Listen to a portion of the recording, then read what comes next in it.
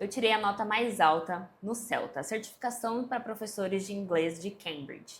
E nesse vídeo eu vou te mostrar tudo o que eu fiz. Se você não me conhece ainda, meu nome é Letícia, eu sou professora de inglês desde 2015, mas só agora em 2025, 10 anos depois, eu decidi tirar minha certificação internacional como professora, o CELTA. Se você está nesse vídeo, você provavelmente já ouviu falar nele, mas só para deixar claro, o CELTA é a certificação que forma professores de inglês para ensinar adultos em qualquer lugar do mundo. Então sim, ele é uma certificação reconhecida internacionalmente, feita por Cambridge. E por que eu demorei tanto para tirar minha certificação de Cambridge? Apesar de ter dado aula em escola tradicional por mais de 5 anos, nesse ambiente eu nunca tinha ouvido falar no CELTA, para ser muito sincera. Porque muitas das franquias no Brasil não exigem o CELTA, o que é muito curioso, porque ele é uma certificação reconhecida internacionalmente, como eu disse, e que no meu caso fez toda a diferença. E apesar de várias franquias não pedirem, escolas internacionais, escolas bilíngues valorizam muito professores que têm CELTA no Brasil. E caso você tenha o interesse de trabalhar para uma instituição localizada em outro país, a certificação que ele vai te pedir provavelmente é o CELTA, caso você queira ensinar adultos. E a partir do momento que eu ouvi falar, no CELTA, nessa certificação de Cambridge, eu fiquei muito interessada. Mas até a época da pandemia, ele era essencialmente feito ao vivo. Então, para quem não mora nos grandes centros, era praticamente impossível fazer o CELTA, a não ser que você ficasse ali um mês em São Paulo ou em uma outra cidade que tem ali o nosso centro aplicador, uma escola naquele lugar que aplica o CELTA. Já vou falar um pouco do formato dele. Mas a partir da pandemia isso mudou muito, e aí o CELTA se tornou possível de ser feito online. Então a primeira informação que você tem que saber é que você pode fazer o CELTA presencial ou online. Eu fiz a modalidade online. Além disso, você tem formas de fazer o CELTA. Você pode fazer ele de forma intensiva, que foi a que eu fiz, ou a semi-intensiva. A intensiva foi um curso de 4 semanas e ela é intensiva mesmo. Eu tinha atividades todos os dias, eu tinha práticas todas as semanas.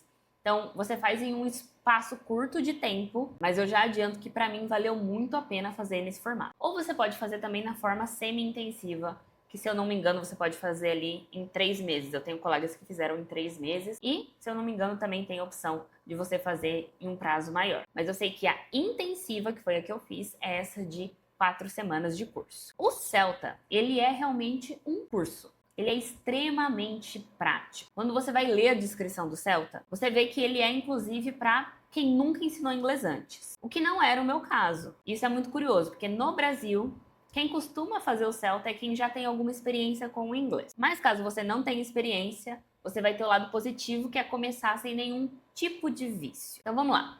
Decidi fazer o CELTA e aí eu fui pesquisar sobre a aprovação. O CELTA, ele é um curso no qual você não só faz e recebe o certificado automaticamente. Você tem 3 notas possíveis, na verdade 4. Você pode falhar se você não atingir o padrão de Cambridge. Caso você atinja, você ganha um pass, o que já é muito bom.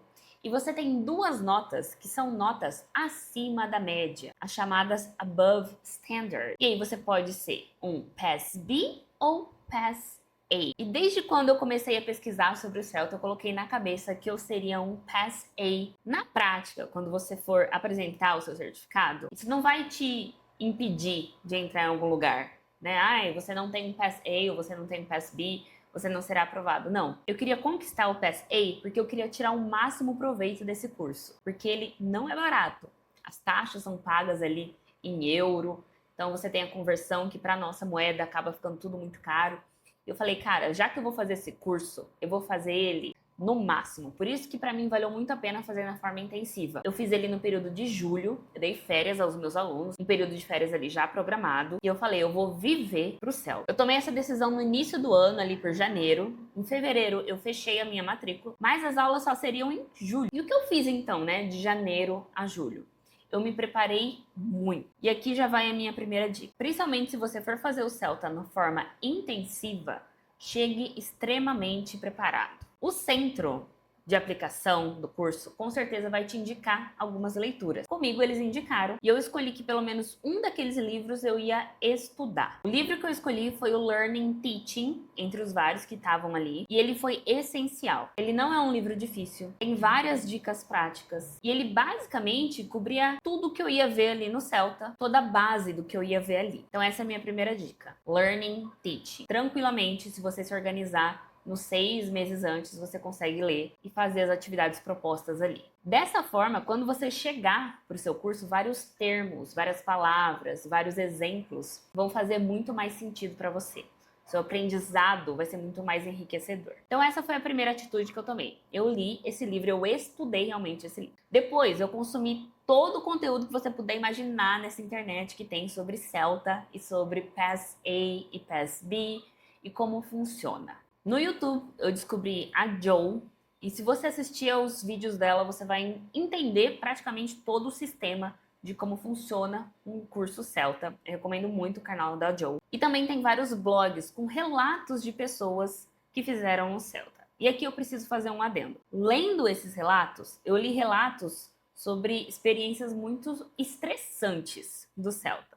O que não foi o meu caso. Lógico que você tem uma pressão, ainda mais no curso intensivo.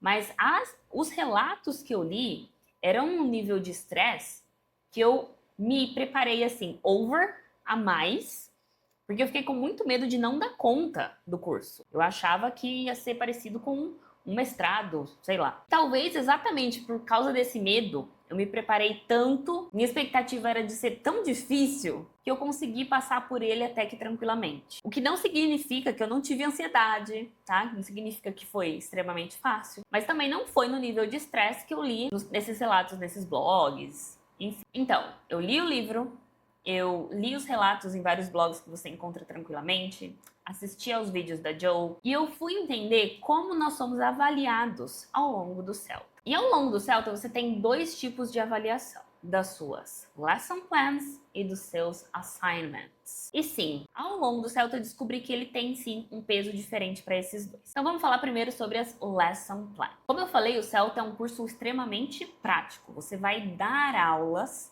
para alunos que sabem que você está ali aprendendo a ser um professor, eles estão acostumados com essa dinâmica, mas você vai dar aulas ao vivo. E o objetivo dessas aulas é que você tenha a oportunidade de colocar em prática tudo que você vai aprendendo durante o curso. E é por isso que ele é tão enriquecedor. Então você tem que planejar essas aulas, você é ensinado a planejar as aulas em um modelo do Celta, e a dar essas aulas, que são suas teaching practice. No meu caso, eu tive 8 práticas, uma média de 2 aulas eu dava por semana, e a ideia é que você evolua sempre a cada aula. Esse é um dos segredos de ser um above standard. É você conseguir ouvir muito bem, depois da aula, sobre como sua aula pode melhorar para a próxima. Então, desde o começo, eu sempre anotei muito que os meus colegas, os meus professores, falavam que eu poderia melhorar na minha aula. Um exemplo prático. Na minha primeira aula, eu estava extremamente nervosa, eu repetia muito very good, great, great. E eu me policiei muito a partir da segunda prática, sabendo que era isso que eu tinha que melhorar. Então eu sempre tinha anotado que eu tinha que melhorar para a próxima aula. Time management também é super valorizado. Então você sempre sabe o que você tem que melhorar para a próxima prática. Você não vai melhorar tudo de uma vez, mas é importante que você tente. O que o tutor tá olhando é se você prestou atenção ali no feedback que ele te deu e se você tá tentando evoluir para a próxima prática. Além disso, os lesson plans, eu vi vários modelos online também quando eu me preparava, e eu descobri que eles tinham que ser extremamente detalhados. Então não tenha dó de detalhar no seu lesson plan o que você vai fazer, como você vai fazer aquela atividade, enfim, realmente detalhe.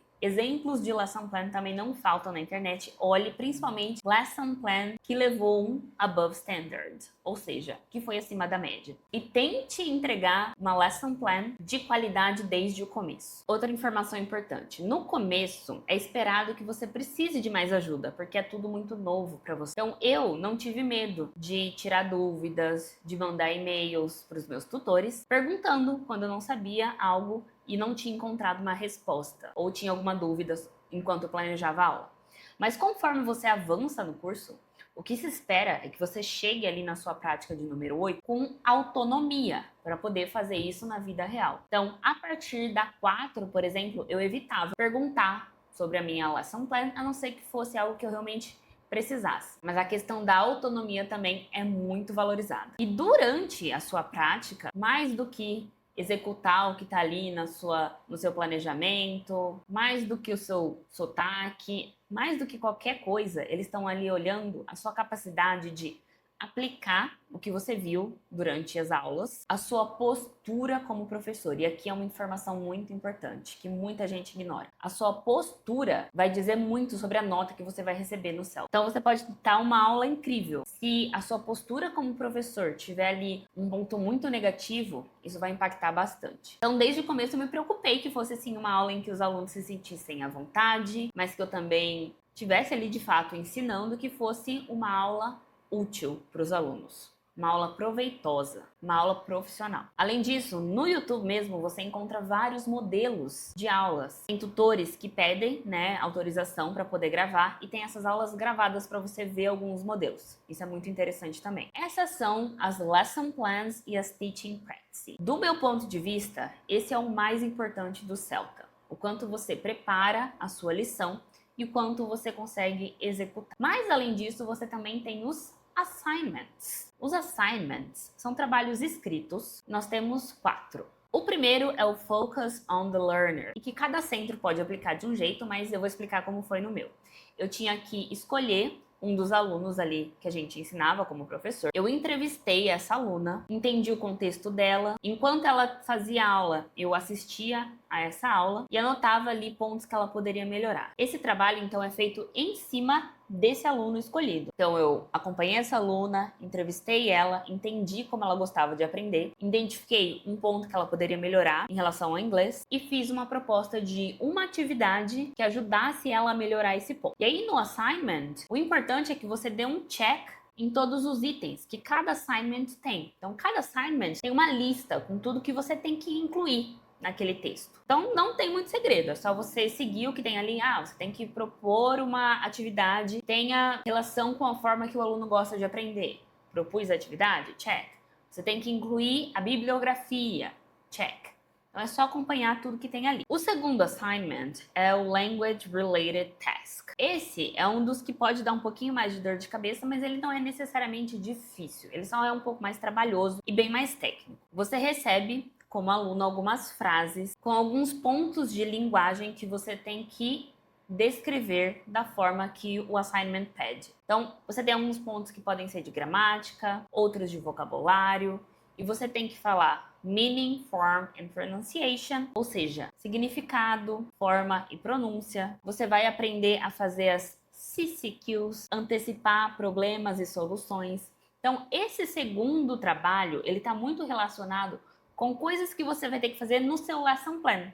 Então ele vai te ajudar muito, vai te preparar muito para alguns itens que você tem que saber fazer no seu lesson plan. O terceiro assignment foi o meu favorito, que a partir de um material, que seja um material de vida real, ou seja, pode ser uma cena de filme, um podcast, enfim. Você monta uma aula também, de acordo com os pré-requisitos daquele assignment. E o último assignment, na minha opinião, é o mais tranquilo, que é uma grande reflexão sobre o seu papel no curso, o que você aprendeu, os feedbacks que você recebeu, enfim. Os assignments, principalmente para quem não está acostumado a escrever, podem levar mais tempo. Mas, toda vez que algum aluno perguntava para o tutor, eu preciso priorizar o assignment ou o lesson plan? Eles sempre falavam, priorize o lesson plan.